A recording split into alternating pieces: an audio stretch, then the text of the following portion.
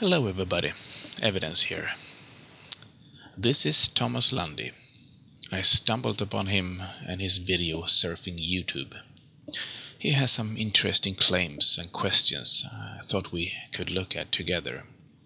Somehow he reminds me of someone. Anyway, I will only tackle the first 11 minutes from his video. The rest is pretty much repeating, but I will leave a link to his video in the description below. Let's have a little bit of Thomas Lundy. Atheism versus creationism. Which do you believe in? Atheism is not a belief system. It's the other way around. Atheists do not believe in gods. We do not have faith in deities. The reasons may vary, but all atheists have that in common. We do not believe in God. That's it. It says nothing else about that person but his lack of a belief in gods. Creationism, on the other hand, I think that was the word you meant to say, I totally reject.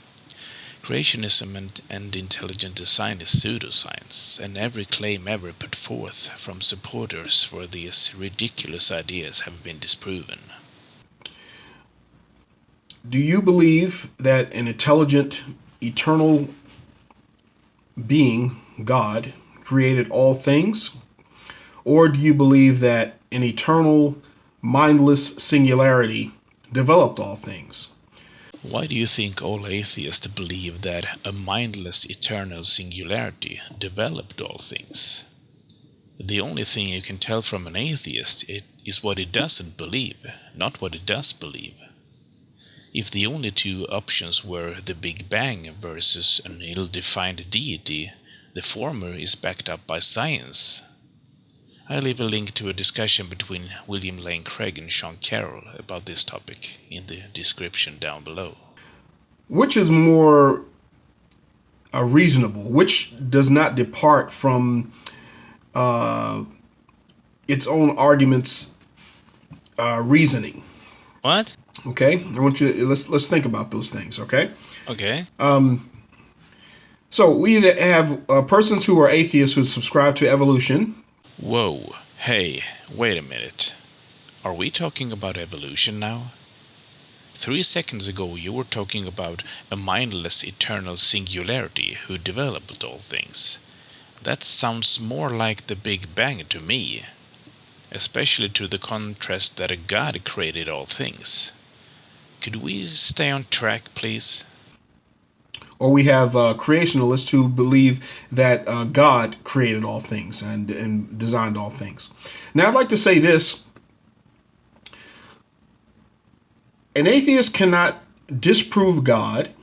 Well, first of all, we don't have that burden of proof. We don't say that there is no God. We just say we don't believe in him. We don't think he exists. Second, I can disprove plenty of God claims throughout history. How about the god of thunder, Thor, from the Norse mythology? Nor can a creationalist prove God. That is correct. No God claim has ever been proven. Granted. Okay? So let's get that out there. But what we can arrive at is which is a more reasonable argument. Okay? Because if one of them, if either argument departs from its own reasoning or contradicts the context of its own reasoning, What? Then it defeats itself. Okay? Okay. So let's examine the tenets of what each one puts out there. Okay, basically. Now, this discussion is really to those who are willing to think reasonably, and not those who are just willing to perpetuate nonsense and abandon their reasoning and abandon the things that they've learned in school and how they arrive at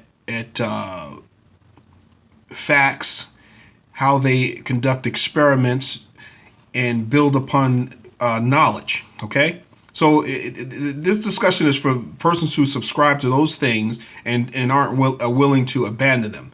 Okay. Okay, I'm willing to think reasonably. I will not perpetuate nonsense. I will use my knowledge and reason learned from experiment in school. Hit me. Because if you do, then there's no reason to even talk. There's no reason to waste time talking to an individual like that. Okay, because they're just speaking out of emotion. They're willing to abandon reasoning, and there's no point. Okay. I agree. There is no point talking to a person who doesn't care about science and facts. Let's go. So let's continue.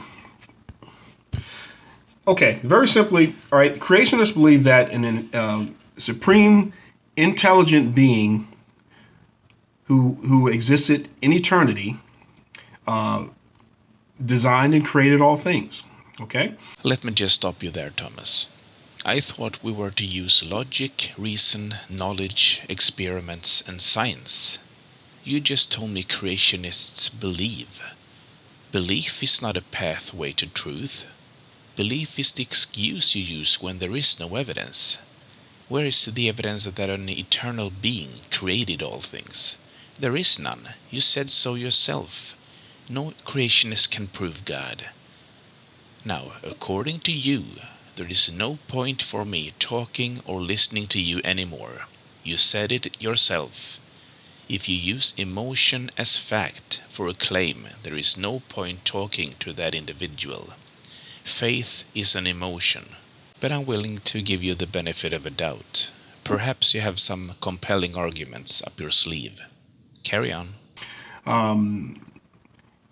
And atheists believe that evolution is what developed all things. Okay, so what they teach is that a mindless singularity, okay, consisting of matter, okay, had to have been eternal, okay, but at some point in time began to develop things. Okay, they begin with the Big Bang. Okay, but previous to the Big Bang, this singularity and all this matter still existed. So we're going to call it eternal mindless matter. Okay, versus an eternal intelligent being. Okay. Not so fast there, Mr. Lundy. An argument must be coherent and not built on straw man. I do not see a red thread here. You conflate the Big Bang with biological evolution. You say that atheists believe evolution and that we teach the Big Bang. I'm not saying that you're a liar, Thomas, but it would be nice to hear an argument based on science rather than emotion. Now, again, at a certain point in time, this mindless matter, for some reason, we can't say decided because there's no mind, but it gave, or let's just say some reason it began to develop the creation that we have here from something other than what it was existing as previous to the Big Bang. Okay, this theory. Okay, that was an odd description of the Big Bang. Our current understanding is more like an expansion of space and time. I'll leave a link in the description for you. And then at a certain point in time, God the Creator, who was an intelligent being who existed in eternity past, decided to begin creating things, designing creation. Okay? Now, let's not dispute the idea of eternity or something existing in eternity, because none of us can really wrap our head around that, but we cannot deny the plausibility of it. Okay, because we know that, for one thing, something always existed. Okay, because something does not come from nothing. Okay, so something always existed. Okay, I can wrap my head around eternity. Eternal numbers, for example. What I cannot wrap my head around is that something cannot come from nothing. How did you come to that conclusion? And why is your God excluded from that process? It seems to me you want to have your cake and eat it. Eternity as a scapegoat doesn't cut it. But either atheists and creationists, they believe that something was an intelligent, eternal living being. He's always existed. Or that was mindless matter that always existed. Okay? Now, atheists will ask creationists. Axe? Atheist will axe? Where have I heard that before? Well, where's your evidence, okay, of your God, okay, of God? Creationists will ask atheist, where's the evidence of of evolution, okay? Okay, so both sides ask questions. Which of the two has the evidence, the science, on their side? Both are have the right to ask that, okay, and they should present that evidence. Now, what is evidence? Okay. Now, evidence is a body of facts that proves whether or not a proposition or something is true. Okay. Now, we know what evidence is. Okay. Now, based on what we claim, is there evidence that an intelligent being designed all of creation? Okay, designed us, designed the universe. Okay, is there evidence of that? Evidence of an intelligent mind? Okay, designing those things. Now, as far as atheism, is there evidence that things develop themselves, and that let's zero in on Earth. The life that supposedly developed on Earth developed from a single-celled organism, and then eventually developed into different living organisms. With great variety. Yes, there is scientific evidence for biological evolution. In the description. Okay, is there evidence that living beings of one species evolve into another species? Okay. There is evidence of large-scale evolution, macroevolution, yes. Your question is somewhat strange though, because there is no existing animal that a previous animal turns into. All animals alive today, and yes, you and I are animals too, are very well adapted for the environment that we live in. We are at the peak of our existence, so to speak. In the future, we might be called something else, just like we differentiate between orangutan and humans today, even though we are both primates. Is there evidence of that? There should be, just like there's countless fossils of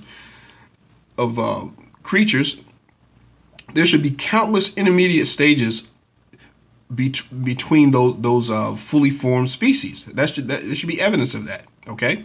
There is evidence of intermediate changes. Have you looked? Now, evidence for that a creator designed and created all things. If someone asks me that, I say we are the evidence. Okay, creation is the evidence. Okay, You've got to be kidding me. Because what creationalists put forward, it never contradicts itself. You see, What creationists put forward never contradicts itself. Priceless. Just priceless. I've lost count of how many times you contradicted yourself in this video alone.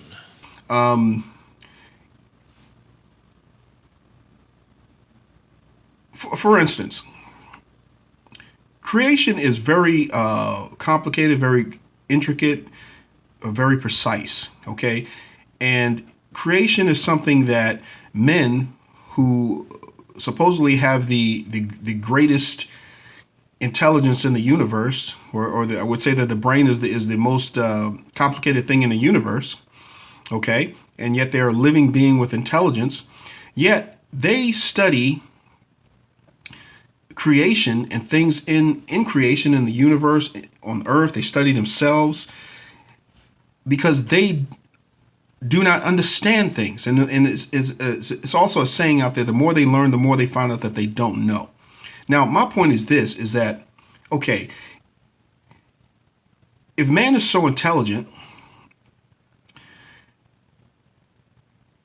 why can you not develop the things that this mindless matter supposedly developed? Okay, you have a great mind versus a no mind. Okay, yet this no mind was able to accomplish things that you cannot.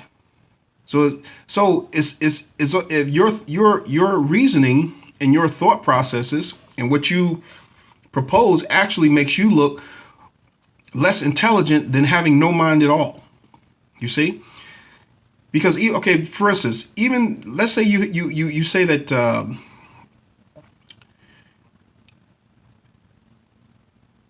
a mind developed man, okay? I mean, mindless matter developed man, okay, and gave him life, okay? For one thing, you cannot explain that, life, or you have not been able to give anything life. Now, let's jump forward. You have a man lying on the operation table, okay, fully developed, billions of years of work and development here, okay. So you don't have to design it. It's there. You got a man lying right there. Now, you claim to understand how this man was given life, okay, by the mindless matter, which was unable to think. Now you're able to think. You don't even have to develop this man, but just give him life. Just give life back to this man who is now dead. Okay? Do you have enough intelligence to do that? No. No, not yet, I would say. Imagine having this conversation 500 years ago, and you say that God is the more reasonable explanation because humans cannot transplant a heart. How foolish would that person look today? Our inability to create life, and by the way, I can create life, I have 2 beautiful children, is not evidence that a God created all things. Would you abandon your faith if we one day could rise people from the dead? No, you wouldn't. Would you abandon your faith if you followed the links in my description? No, you wouldn't. You are set to believe a specific God by emotions, regardless of evidence and scientific facts. I know because I have seen how you reply to people commenting your video. That's all, folks. Take care.